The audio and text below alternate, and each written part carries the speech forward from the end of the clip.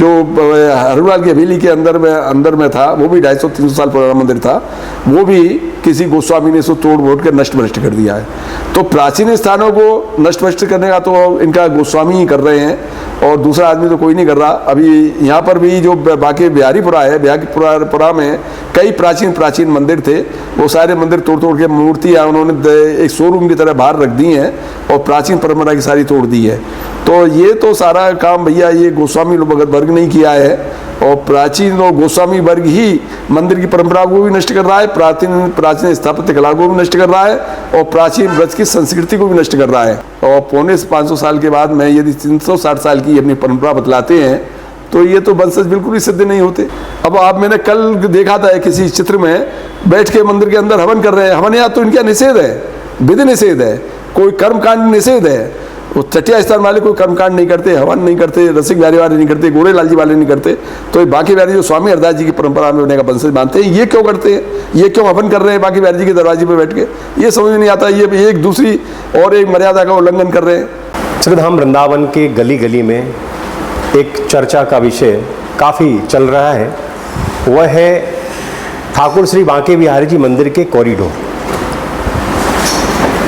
तो कॉरिडोर के जो लाभ हैं, कॉरिडोर बनने से जो क्या फ़ायदे हैं, और कुछ लोग जैसे साधु संत जो ये चाह रहे हैं कि कॉरिडोर बने, कुछ लोगों की इच्छा है कि कॉरिडोर न बने क्योंकि प्राचीन स्वरूप नष्ट हो जाएंगे। एक इतिहास के बारे में अच्छे जानकारी रखने वाले हमारे साथ आदरणीय कपिल उपाध्याय जी मौजूद हैं। आइए हम इनसे भी बात करते हैं कि वृंदावन कॉरिडोर पर बनने और न बनने से क्या नुकसान और क्या फायदा है। राधे राधे, सभी दर्शकों को नमस्कार। आपको ये जानकारी है कि श्रीधाम वृंदावन में ठाकुर श्री बांके बिहारी जी मंदिर का कॉरिडोर निर्माण होने जा रहा है।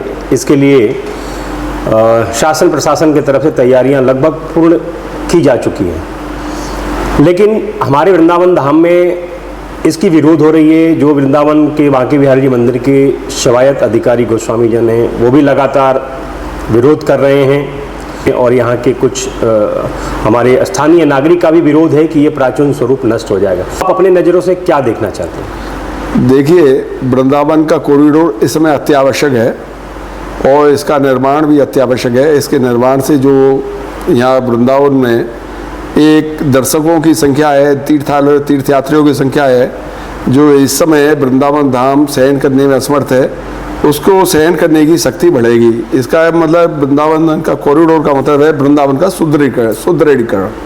और दूसरा कारण यह है कि सबके अपने अपने स्वार्थ हैं, जिनका स्वार्थ कहीं टकरा रहे हैं वो इसका विरोध कर रहे हैं, और जिसका स्वार्थ नहीं है, निस्वार्थ भाव है, वो इसका समर्थन कर रहे हैं। सबसे बड़ा जो कारण है बांके बिहारी मंदिर की परंपरा को अक्षुण्ण रखना है। परंपरा दिन प्रतिदिन नष्ट होती जा रही है बांके बिहारी की, और तो और बांके बिहारी जी के ऊपर भी इस समय संकट का काल इस समय है। हम तो भगवान से प्रार्थना करते हैं किसी तरह से बांके बिहारी जी की प्रतिमा सुरक्षित हो। आज से कुछ वर्ष पहले की बात है कि प्रतिमा जो हृदय से प्रकट हुई राधा रानी की सांकेतिक प्रतिमा थी, जिसे गद्दी सेवा के रूप में उपयोग किया जाता था, वो इन गोस्वामियों ने सन 2000 के लगभग उसको कहीं लुप्त कर दिया। उसका आज तक पता नहीं चला है। ब्रज बिहारी गोस्वामी जी की जब सेवा आई तो उन्होंने उसकी पुलिस में रिपोर्ट भी की था, और रिसीवर थे उस समय सिविल जज जूनियर डिवीज़न, उन्होंने एक प्रार्थना पत्र भी दिया। उस समय मंदिर के प्रबंधक थे श्री कृष्ण सरस। उन सरस जी ने उसकी अनुपालन भी किया, आगे जाके काफ़ी उन्होंने पैरवी की, लेकिन बांके बिहारी जी के गोस्वामी ने एक तरफ होकर, एक मुश्त होकर, संगठित होकर उस मामले को दबा दिया, और वो प्रतिमा जो सांकेतिक प्रतिमा थी वो आज तक पुलिस से उसे नहीं खोज सकी है, ना वो प्राप्त हो चुकी है। उसी जगह गद्दी सेवा में दूसरी लकड़ी रखकर उसकी पूजा की जा रही है। तो इसके लिए भगवान की प्रतिमा की सुरक्षित रखने के लिए, मंदिर की परंपरा सुरक्षित रखने के लिए नए ट्रस्ट का होना भी आवश्यक है, और ट्रस्ट के साथ साथ वृंदावन कॉरिडोर का निर्माण भी अत्यंत आवश्यक है। लेकिन बाबूजी इस समय क्षमा चाहूंगा, रोकना चाहूंगा आपको आदरणीय उपाध्याय जी, जैसे कि इससे तो ये भी हो रहा है कि प्राचीन स्वरूप भी नष्ट हो जाएगा। प्राचीन स्वरूप तो नष्ट नहीं होगा इससे। प्राचीन स्वरूप को तो सरकार ये अपना कायम रखने की कोशिश करेगी। जो 2-3 मंदिर उसमें आ भी रहे उनको उन्होंने छोड़ दिया है। कॉरिडोर में प्राचीन आ रहे हैं, उन स्थानों को सुरक्षित करने के लिए गवर्नमेंट ने, उन स्थानों को सुदृढ़ करने के लिए, उसको संरक्षित करने के लिए गवर्नमेंट ने उसका उपाय किया है। जैसे शिव के शिवदेव जी का स्थान है मुंशी वाली कुंज, दूसरा है गोड़िया मठ है, तीसरा है पीताम्बर देव जी का मंदिर है। इनको उन्होंने सुरक्षित करने के लिए प्रयत्न किया है कि वो सुरक्षित रहें। इसी प्रकार के यदि और कोई भी मंदिर आएंगे तो वो सुरक्षित रखे जाएंगे। प्रशासन का ऐसा भाव है कि प्राचीन मंदिर ना तोड़े जाएं। लोगों का मानना है कि जो कुंज गलियां हैं, कई प्राचीन भवन यानी मकान भी हैं, ये सब नष्ट होकर के वृंदावन को पर्यटन क्षेत्र बनाने जा रही है सरकार। देखिए, मैंने एक पुस्तक लिखी है ब्रज की लुप्त होती स्थापत्य कला। मुझे तो बांके बिहारी के चारों तरफ कोई ऐसी प्राचीन स्थापत्य कला नजर नहीं आई जिससे कि हम लोग ये कहें कि हमारी प्राचीन परंपरा या प्राचीन हमारी स्थापत्य कला, प्राचीन आर्किटेक्चर नष्ट हो रहा है। इन गोस्वामियों ने तो उल्टा ये किया है कि एक पुरोहितों के अधिकार में एक मंदिर था जो लगभग 250 साल पुराना मंदिर था, 300 साल पुराना मंदिर था। उस मंदिर की प्रतिमा भी गायब कर दी, मंदिर को नष्ट भ्रष्ट कर दिया जो पुरोहितों के अधिकार में था। आजकल शायद वो मंदिर किसी जय किशोर गोस्वामी के अधिकार में है, उन्होंने अपनी गद्दी बनाई हुई है जी। दूसरा मंदिर एक जसोधर का मंदिर था जो हरिलाल की हवेली के अंदर में था, वो भी 250-300 साल पुराना मंदिर था। वो भी किसी गोस्वामी ने इसको तोड़ मोड़ कर नष्ट भ्रष्ट कर दिया है। तो प्राचीन स्थानों को नष्ट भ्रष्ट करने का तो इनका गोस्वामी ही कर रहे हैं और दूसरा आदमी तो कोई नहीं कर रहा। अभी यहाँ पर भी जो बांके बिहारीपुरा है, बिहारीपुरा में कई प्राचीन मंदिर थे, वो सारे मंदिर तोड़ के मूर्तियाँ उन्होंने एक शोरूम की तरह बाहर रख दी हैं और प्राचीन परंपरा की सारी तोड़ दी है। तो ये तो सारा काम भैया ये गोस्वामी वर्ग नहीं किया है और प्राचीन और गोस्वामी वर्ग ही मंदिर की परंपरा को भी नष्ट कर रहा है, प्राचीन स्थापत्य कला को भी नष्ट कर रहा है और प्राचीन ब्रज की संस्कृति को भी नष्ट कर रहा है। जबकि ये तो ये वर्तमान ये बता रहे हैं और हम जान रहे हैं कि ये 18वीं पीढ़ी चल रही है स्वामी जी का। भैया स्वामी जी की जो 18वीं पीढ़ी चल रही है, एक पीढ़ी लगभग 20 साल में परिवर्तित हो जाती है। तो स्वामी जी को क्या 360 साल ही हुए हैं, 18वीं पीढ़ी चल रही है। तो मुझे ये पता नहीं लगता कि आदमी सोच विचार के भी अपना पक्ष नहीं रखता है। ये बड़े दुर्भाग्यपूर्ण बात है। स्वामी जी को आज पैदा हुए सन 1535 में स्वामी जी का जन्मदिन मनाया गया है और लोगों ने तो 500 में जो वर्ष बनाई थी वो भी उन्होंने बिना देखे बनाई, कई मना ली उन्होंने। एक बार 1967 में 520 साल मना ली, एक बार 1977 में 520 साल मनाई। तो ये लोग बिना देखे हुए, बिना समझे हुए अपनी 520 साल इस तरह से मना लेते हैं। तो इनका तो भैया भगवान ही मालिक है, कैसे उनका हुआ है। आज स्वामी जी को लगभग 450 साल हो गए जन्म लिए हुए और 450 साल के बाद में यदि 360 साल की अपनी परंपरा बतलाते हैं तो ये तो वंशज बिल्कुल ही सिद्ध नहीं होते। कुल मिलाकर के आपके नामों के आगे तीर्थ पुरोहित जो लगाया जाता है, तो कुछ लोग ये कहते हैं कि ये तो प्रॉपर्टी डीलर हैं, जबकि आप एक परंपरागत तीर्थ पुरोहित परिवार से। देखिए, हम मूल रूप से तो तीर्थ पुरोहित हैं। जब तीर्थ पुरोहित की परंपरा में हमने ये देखा कि हमारे इज्जत नहीं हो रही, हमारा सम्मान नहीं हो रहा है, तीर्थ यात्री लगभग कम हो रहे हैं, हमारे अधिकारों पर अतिक्रमण कर लिया है मंदिर के गोस्वामियों ने। पहले जो होता ये था कि तीर्थ पुरोहित सभी मंदिरों का मालिक होता था और ये जो पुजारी लोग हैं उस मंदिरों में पुजारी होते थे। यात्रियों का तीर्थ पुरोहित मालिक होता था, वो जहाँ चाहता वहाँ दान दिलवाता था, जहाँ नहीं चाहता वहाँ दान नहीं दिलवाता था। पहले ये पुजारी लोग तीर्थ पुरोहितों की सेवा शुश्रूषा में लगे रहते थे। लेकिन समय के साथ साथ इस तरह से हुआ कि ये पुजारियों की मान्यता ज़्यादा बढ़ गई, तीर्थ पुरोहितों की कम हो गई।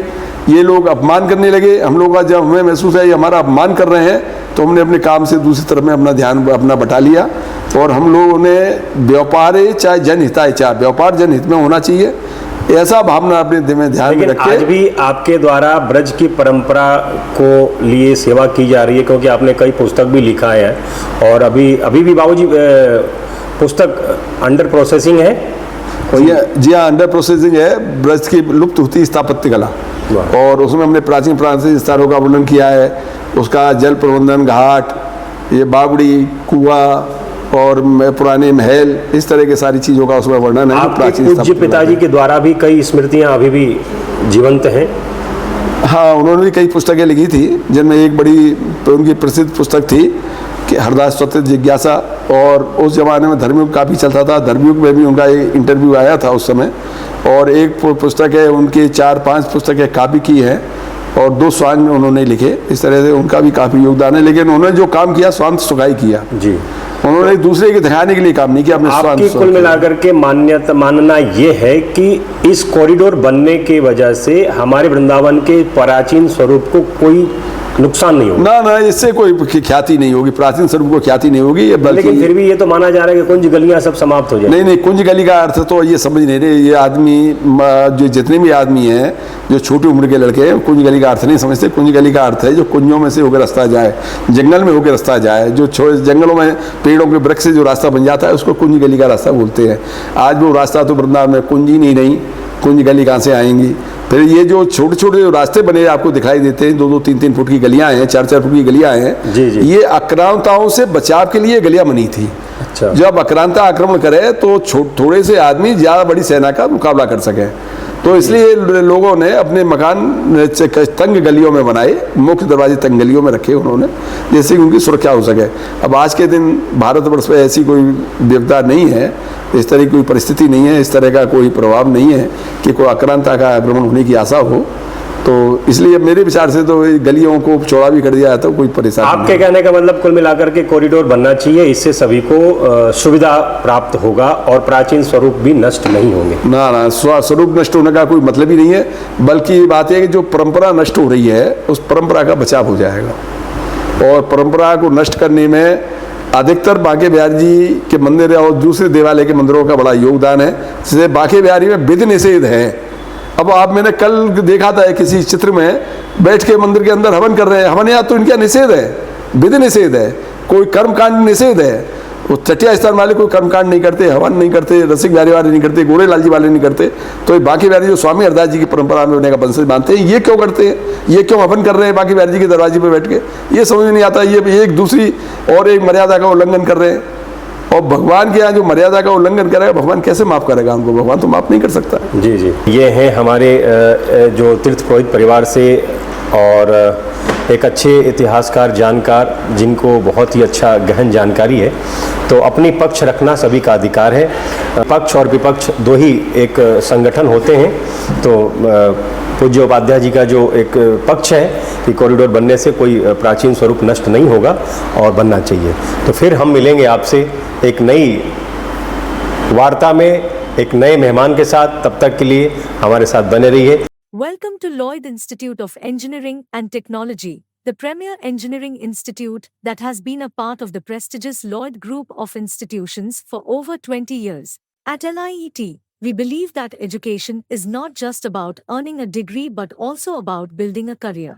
With our advanced classrooms, state-of-the-art infrastructure, and highly experienced faculties, we offer an environment that fosters learning and innovation. And with our highest placement record of 30 lakh and get access to over 2,900 plus companies, we ensure that our students get the best opportunities to kickstart their careers. Join us and embark on a journey of education excellence and career success at Lloyd Institute of Engineering and Technology.